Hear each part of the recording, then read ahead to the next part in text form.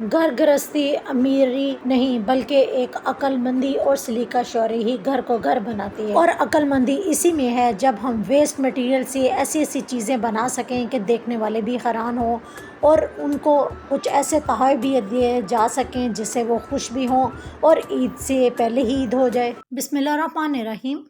अस्सलाम वालेकुम। इब्तिसाम creative power में आपको खुशामदीद है। Welcome to my channel. हमेशा खुश रहें, आबाद रहें। ईद की स्पेशल प्रिपरेशन के लिए मैंने कुछ बुकेस बनाए थे जो कि मैं आपके साथ शेयर कर रही हूँ। ये बहुत शॉर्ट टाइम में बन जाते हैं, इंतहाई खूबसूरत लगते हैं। ईद के गिफ्ट के साथ साथ आपकी खुशियों को दोबाला भी कर देते हैं। सिर्फ़ एक फ्लावर, 9 पेटल्स और आपके सिंगल बैकविंड तैयार।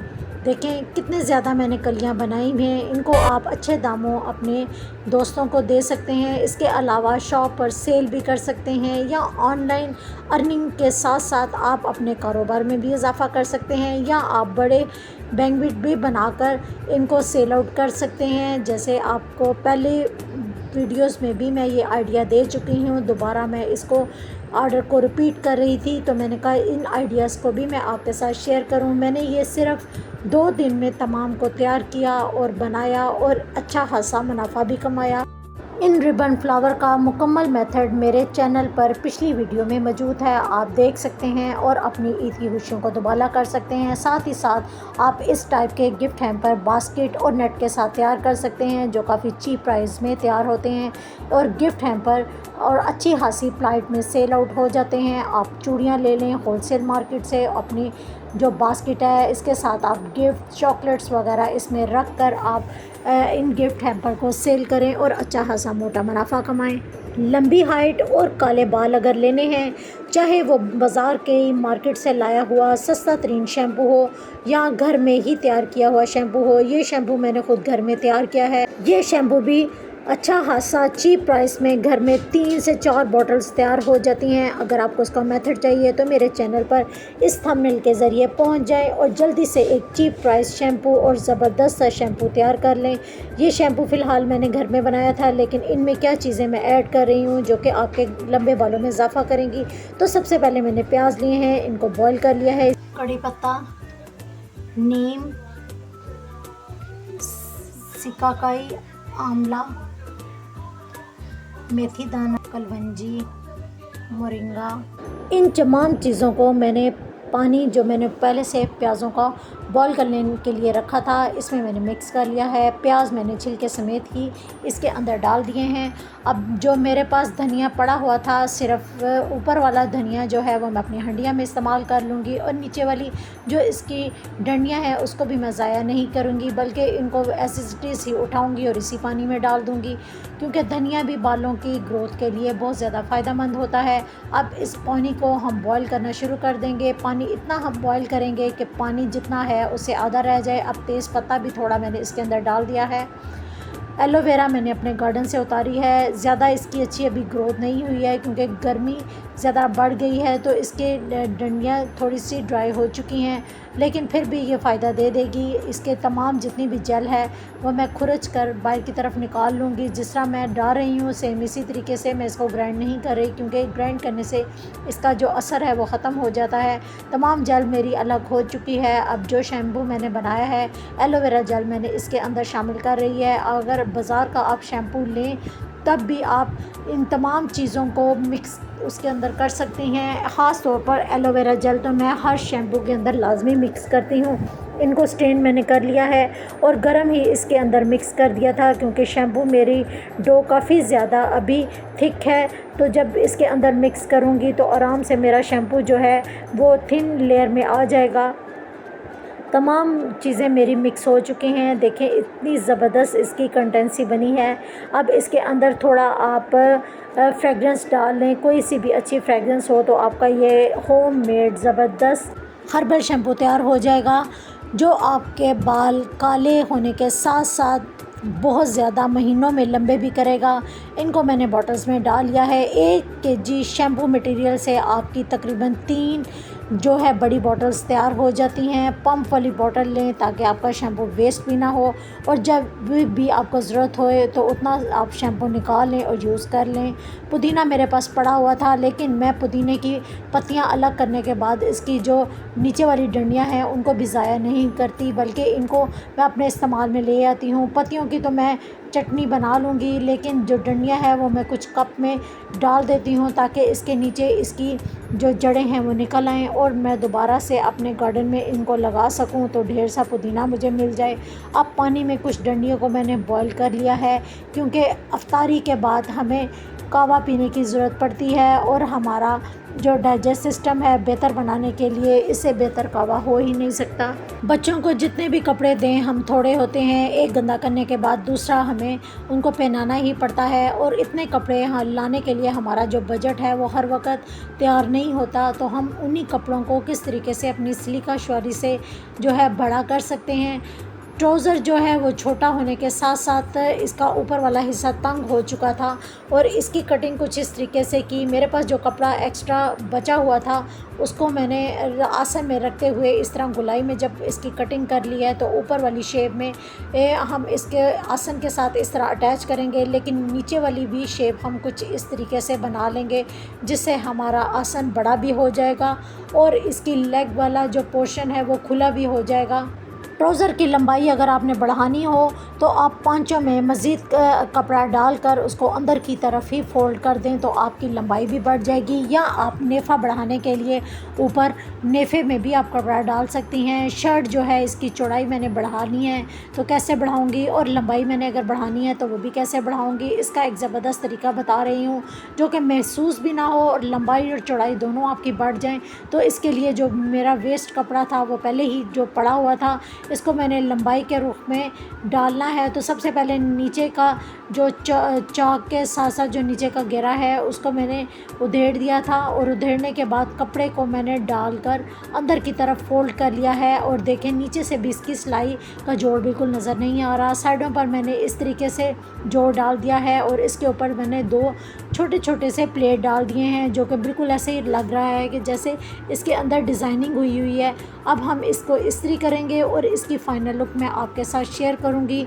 यकीन जाने ये प्लेट डालने और इस्त्री करने के बाद बिल्कुल भी फ़ील नहीं हो रहा था। सिलाई करते हुए सिलाई को खोल कर आप इस्त्री लगाएं तो जो सिलाइयाँ हैं वो आपकी बड़े अच्छे तरीके से बैठ भी जाएंगी, और बिल्कुल फ़ील नहीं होगा कि सिलाई आपने कहाँ से किया है, और सिलाई बिल्कुल आपकी नीट आएगी जिस तरीके से ट्राउज़र की सिलाई मैंने की थी। अब मैंने इसको सिलाई को बिठा दिया है और हमारा जो ट्राउज़र है बिल्कुल रेडी हो चुका है।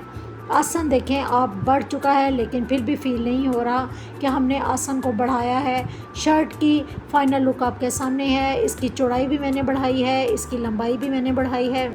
शर्ट की चौड़ाई को मैंने बढ़ाने के लिए इसकी साइड पर एक्स्ट्रा जो पट्टी टाइप मैंने कपड़ा डाला था इसके ऊपर भी मैंने शॉर्ट प्लेट छोटे छोटे डाले हैं ताकि बिल्कुल डिज़ाइनिंग की तरह लगे। शर्ट की लंबाई बढ़ाने के लिए मैंने नीचे घेर में भी कपड़ा डाल दिया है जो बिल्कुल भी फ़ील नहीं हो रहा और लंबाई भी बढ़ गई है। घर की चीज़ें जब इस्तेमाल होती हैं तो छोटे छोटे काम तो निकलते ही रहते हैं। जैसे मैंने ये नल खोला है, लेकिन शैंक के ऊपर नल का खुलने की वजह से ऊपर पानी गिरता जा रहा है और सिंक से होता हुआ वॉशरूम के अंदर और नीचे की तरफ फर्श को गीला करता जा रहा है। जैसे आप देख रहे हैं तो कितना गंद मच गया है, सारा फर्श गंदा हो चुका है और छींटें वज़ू करते हुए अलग से हमारे ऊपर पड़ रही हैं। तो इसके लिए मैंने एक पाइप का छोटा सा पीस लिया है।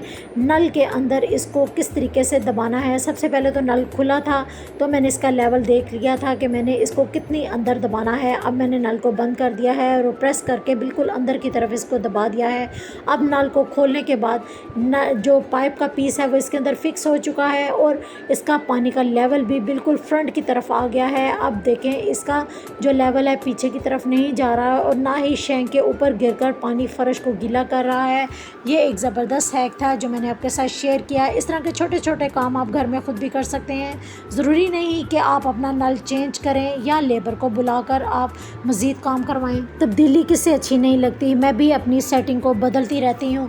पहले तो मैंने इस टाइप के जो वॉलपेपर थे जो सेटिंग के साथ मैच कर रहे थे वो अपने लिविंग रूम के मैट्स के ऊपर लगा दिए थे, लेकिन इन्होंने भी काफ़ी अच्छा काम दिया, सेटिंग भी दी। लेकिन अब मैं वाटरप्रूफ पेपर लगाने ऊपर जा रही हूँ। मेरे पास ये पेपर पड़ा हुआ था, तो ये स्टिकर शीट है जो वाटरप्रूफ है। इसके ऊपर जो ऊपर सिल्वर शीट है, नीचे स्टिकर लगा हुआ है, इसको मैं उतार लूँगी। सिल्वर शीट को इसके ऊपर हम आहिस्ता आहिस्ता से पेस्ट करते जाएंगे और इसकी सिलवटें निकालते जाएंगे, हत्ता कि इसकी साइडों से जो कट्स आ रहे हैं वहाँ पर ब्लेड लेंगे और ब्लेड से बिल्कुल बारीक लाते हुए इसकी जितनी भी बाउंड्री वाल आ रहे हैं उसके ऊपर कट लगाकर एक्स्ट्रा पेपर को हम उतार देंगे, तो इसकी कटिंग बहुत ज़्यादा सफाई से हो जाएगी। मज़ीद आप कटर के साथ ही इसको बराबर कर सकती हैं और करने के बाद दोबारा से जो इसकी बाउंड्री वाल बन रही है वहाँ पर ब्लेड को लगाते हुए इसको कट कर दें, तो इस तरीके से इसकी कटिंग बहुत ज़्यादा सफाई से भी हो जाएगी और बिल्कुल फील भी नहीं होगा कि आपने वाटरप्रूफ पेपर इसके ऊपर लगाया है या फिर ये हिस्सा मैट का ही हिस्सा है। पेपर मेरा जो है काफ़ी अच्छे तरीके से लग चुका है, बड़ी सफाई से नीटनेस के साथ लगा है। देखें कोई इसके अंदर सिलवट नहीं आ रही। अब दूसरे मैट के ऊपर भी मैंने ये पेपर लगा दिया है। सेंटर वाले टेबल के ऊपर मैंने कारपेट मैट बिछाया हुआ था और अब ये मैट इसके साथ बिल्कुल मैच हो चुके हैं और अच्छे भी लग रहे हैं। बच्चे क्योंकि तेज़ी से बढ़ते हैं और उनके कपड़े बिल्कुल नए होते हैं, वेस्ट नहीं होते, तो मैं इस तरह का जब फैब्रिक अच्छा लगे वो वेस्ट नहीं करती, बल्कि इनसे ऐसी चीज़ें बना लेती हूँ, ऐसे DIY बना लेती हूँ जो मेरे काम भी आए। तो सबसे पहले ये मैंने ट्राउज़र लिया है, इसको मैंने दोनों साइड से कट कर लिया था और इसकी ऊपर वाला जो लास्टिक वाला हिस्सा है उसको मैं बड़े आराम से उतार लूँगी, क्योंकि ये लास्टिक वाला हिस्सा भी मैं वेस्ट नहीं करती। ये किसी और वीडियो में बताऊँगी कि मैं इस हिस्से को किस लिए वेस्ट नहीं करती और इसका मैं क्या बनाती हूँ। तो दूसरे वाला जो पार्ट है वो भी मैं इसका उतार रही हूँ। एक हिस्से को मैंने उतार कर साइड पे रख दिया है और दूसरे वाला जो हिस्सा है वो भी आराम से मैं इसका उतार लूँगी। अब एक हिस्सा मेरे पास मौजूद है, ये चौड़ाई में आ चुका है। अब एक बाउल को इसके ऊपर उल्टा करेंगे और हाफ़ सर्कल जो है डायामीटर का लेंगे और इसके ऊपर कट लगा देंगे। अब हम एक पैमाना लेंगे और बिल्कुल सीधी लाइन इसके ऊपर खींच देंगे। अब हमारे पास जो हाफ़ सर्कल है नीचे एक लंबाई के रुख में लाते हुए तकरीबन 5 इंचेस के करीब हम निशान लगाएंगे और सीधा सर्कल जो हाफ़ हमने किया था उस पर बिल्कुल हमने सीधी लाइन पहले से ही लगा रखी है। तो मज़ीद इसको और डार्क करने के लिए सिलाई का मार्जिन भी हम रख लेंगे। 1 इंच मैंने इस सर्कल को और बढ़ा दिया है क्योंकि मैंने इसके अंदर सिलाई का मार्जिन भी रखना है। अब 5 इंच का चौड़ाई का हम कट लगाएंगे और इसकी लंबाई आप अपनी मर्ज़ी से 6 इंचेस के करीब भी रख सकती हैं, लेकिन मुकम्मल जो इसकी पैमाइश है वो मैं आपको कटिंग करने के बाद आराम से बताती जाऊंगी। अब जितना हाफ सर्कल हमने कट किया था उसको गोलाई में कट करने के बाद जो नीचे वाला हिस्सा है उसको भी मैंने कट कर लिया है। गोलाई वाले सर्कल को इस तरीके से हमने मोड़ना है। दोबारा से इसको हम उल्टा करके रखेंगे और इसको मार्क कर देंगे और मार्क करने के बाद दोबारा से इसको इस सर्कल के मुताबिक ही कट कर लेंगे। जैसे आप देख रहे हैं सेम इसी तरीके से आप इसको काट लें तो आपका ये पीस कुछ इस तरीके से तैयार हो चुका है। इस पीस की आप एक्यूरेट पैमाइश लें। जो आपको पैमाइश मैं बताती जा रही हूँ सेम इसी तरीके से ही इसकी आप पैमाइश रखें तो ये आपका DIY बहुत अच्छे तरीके से और ख़ूबसूरती के साथ तैयार होगा। इसकी सेंटर वाली जो है मैंने 5 इंचेस के करीब इसका स्पेस रखा है। अब दोनों सर्कल को जो मैंने फ़ोल्ड कर दिया है, लेकिन ऊपर वाला जो सर्कल है इससे मैंने एक और पीस लिया है जो कि मेरा फर वाला पीस था और मैंने ब्लू और वाइट की इस तरीके से कंट्रास्ट मैचिंग की है। अब दोनों सर्कल के ऊपर जो हाफ़ सर्कल है वो मैंने इस तरीके से रख दिया है। एक साइड पर एक पीस को रखा है, दूसरी साइड पर दूसरे पीस को रखा है। पेस्टिंग करने के लिए मैंने इसको चारों तरफ से स्टिच कर दिया है। अब हमारे पास ये पीस तैयार हो चुका है और इसके नीचे मैंने चिप्स बुकरम भी लगा दी है। एक साइड को मैंने नीट कटिंग कर दिया है, दूसरी जो कटिंग है वो मैं आपके सामने नीट करने जा रही हूँ। तो सबसे पहले तो हम इसको सीधा करेंगे। सीधा करने के बाद जितनी भी एक्स्ट्रा चिप्स बुकरम है उसको हम कर देंगे कट, और कट करने के बाद इसका जो पीस है वो हमारा नीट हो जाएगा और ऊपर वाली जो गोलाई है इसको भी हम नीट कर लेंगे। सेंटर में जो मैंने फ़र वाला पीस लगाया हुआ है, इसी पीस का जो एक्स्ट्रा पीस मेरे पास बचा हुआ है, इसकी मैं 2 बेल्ट जो है वो कट कर लूँगी और इसको स्टिच कर लूँगी। दोनों बेल्ट जो हैं मेरी स्टिच हो चुकी हैं।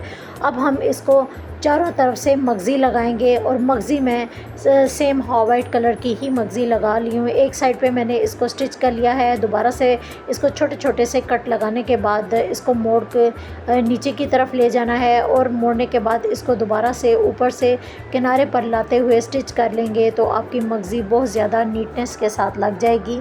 इस DIY को फ़ोल्ड करने का एक ज़बरदस्त मेथड है। पहले एक हिस्से का जो लंबाई के रुख है दूसरे वाले हिस्से के ऊपर लाते हुए दूसरे को ओवरलैप करते हुए मैंने स्टिच कर लिया है। दोनों हिस्से मेरे स्टिच हो चुके हैं। दोबारा से दूसरी अपोजिट साइड को भी हम स्टिच करेंगे। तो सबसे पहले एक हिस्से को सीधे वाले हिस्से के साथ मिलाते हुए पहले हम स्टिच करेंगे। स्टिच करने के बाद ऊपर वाला जो इसका दूसरा हिस्सा है गुलाई वाला, उसको इसके ऊपर दोबारा से ओवरलैप करते हुए इसको हम दूसरे हिस्से को भी इसके साथ ही स्टिच कर लेंगे।